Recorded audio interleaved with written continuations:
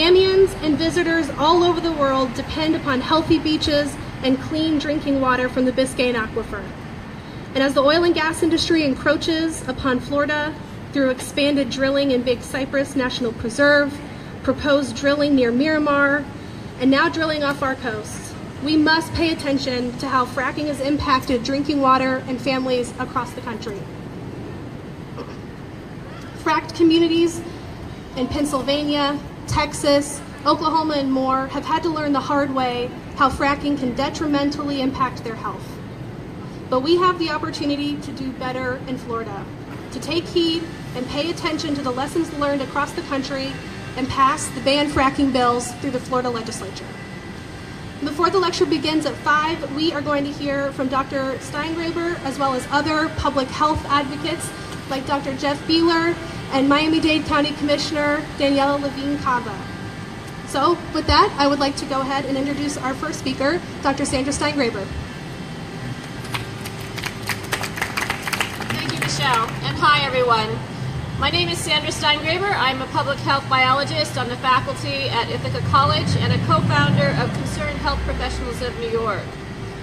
In December 2014, New York State banned the unconventional gas and oil extraction technology called fracking, which uses water, chemicals, and sand as a club to smash apart bedrock in order to extract bubbles of dispersed oil or gas trapped inside.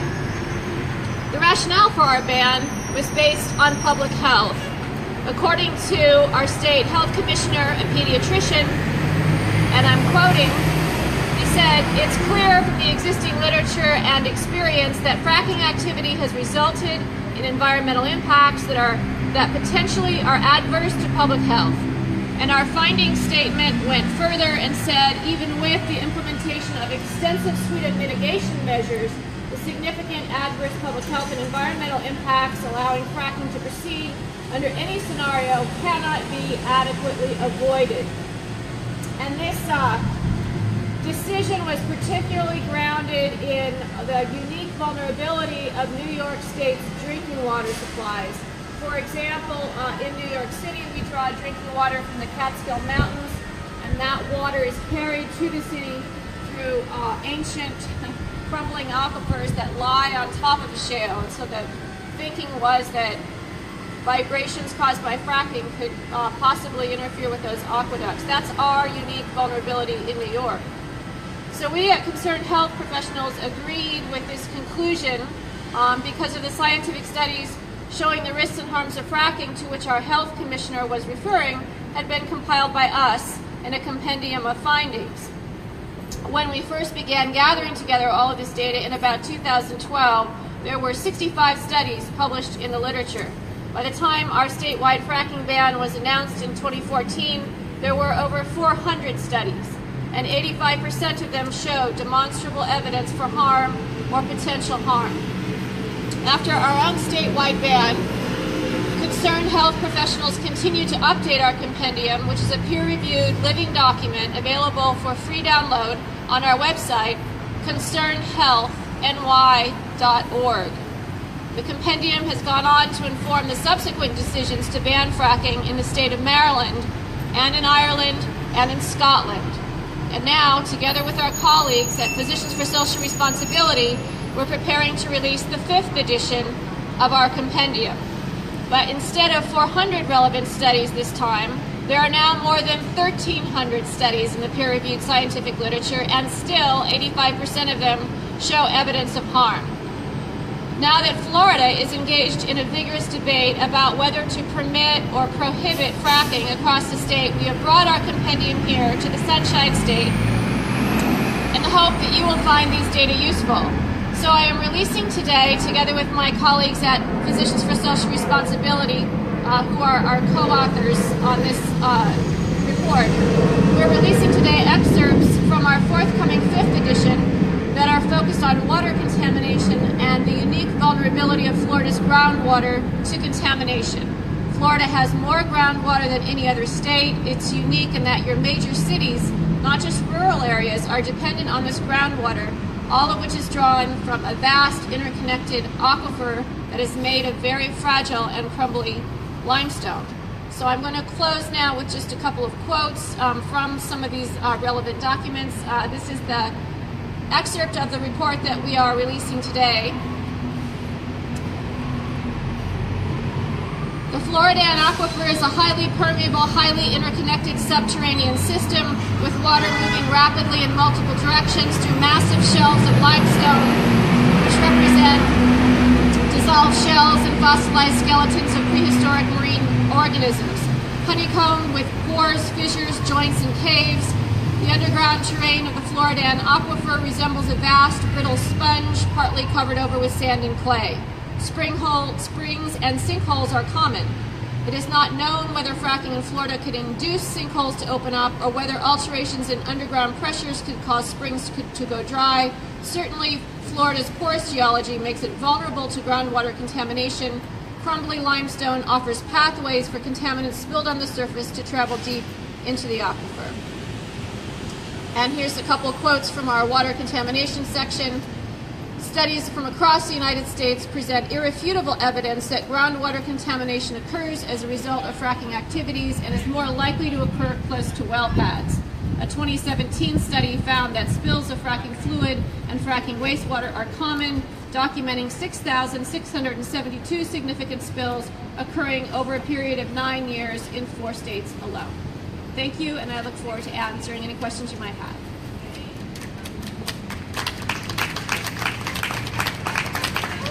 Thank you, Dr. Steingraber.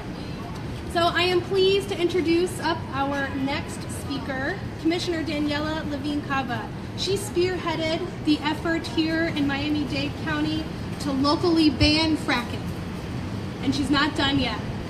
Now she has introduced a measure to fully protect Miami-Dade residents from the dangers of fracking by banning fracking wastewater. Commissioner Levine-Cava? Thank you. Well, we're all here because we know water is fundamental. It's essential for our very lives. Everything about us is dependent upon water. And right here in Miami-Dade County, we have reliance, just as was described, to our water, fresh water from an aquifer, which is very, very vulnerable. 1/3 of all the residents of the state of Florida depend on that aquifer for their drinking water. And we are the ones making sure that that water remains safe for everyone. I think that from the minute I heard about fracking and the evils that it poses to our health, our well-being, and our future, and the excesses of the exploration of fracking, even in our vulnerable state with the limestone substrate, as has been described, I have been passionate to protect us from fracking. I'm delighted that we were able to pass a ban here in Miami-Dade County.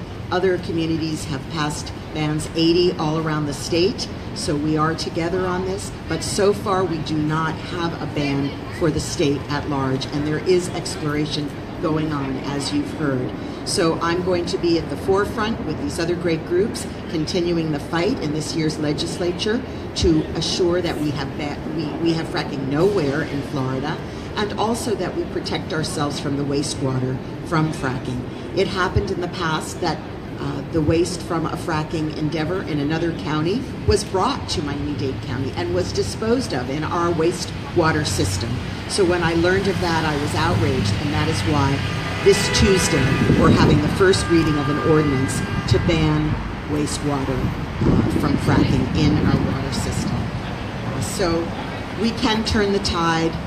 It's definitely an uphill battle because the nation is very proud of having brought down the cost of oil production through fracking. That is how they've done it, and they've done it with tremendous cost to our environment and to our health, and you'll hear more about that today. So I'm the water warrior. I've been officially declared by the Deering Foundation. I wear that mantle proudly, and I will continue to join forces with all of the great groups here today and others to make sure that we protect our water for future generations. Thank you very much.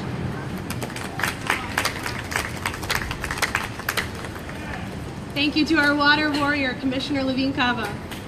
And our final speaker today, Dr. Jeffrey Beeler. with Physicians for Social Responsibility Florida. Dr. Beeler serves as the chair of pediatrics at the Herbert Wertheim College of Medicine at Florida International University and is a physician at Nicholas Children's Hospital. Both his medical degree and his degree in public health are from the University of Oklahoma. And he remains strongly attached to the Sooner State by ownership of a working farm near his family town of Omega. And despite his objections and beyond his control, that farm has been scarred by the fracking industry. Dr. Beeler? First of all, I'd like to thank you for attending this afternoon's event, particularly those members of PSR.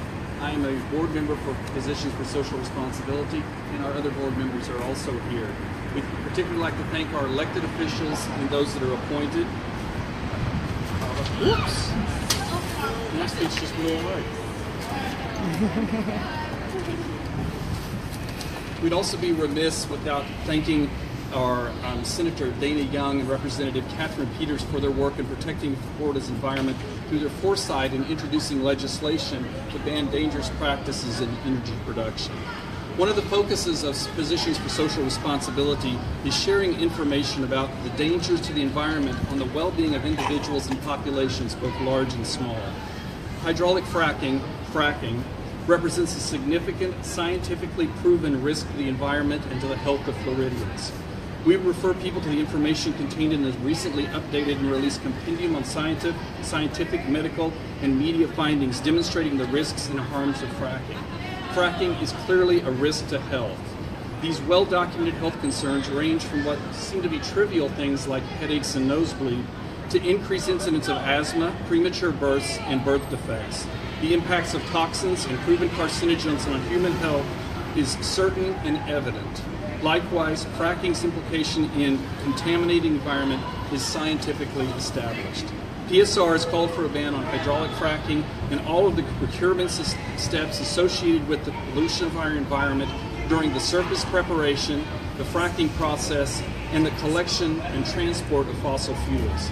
We are concerned with issues of toxin release and the impact on our air quality, soil contamination, water safety, and the total impact of fracking on our environment. On a personal note, as stated, my family and I are deeply concerned with the forced fracking that took place on our wheat farm in Oklahoma.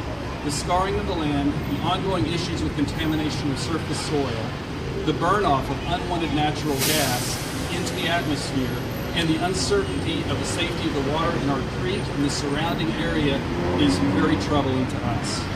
These are the same issues that will face Floridians now and for generations to come if we do not eliminate fracking for our fragile environment. Thank you.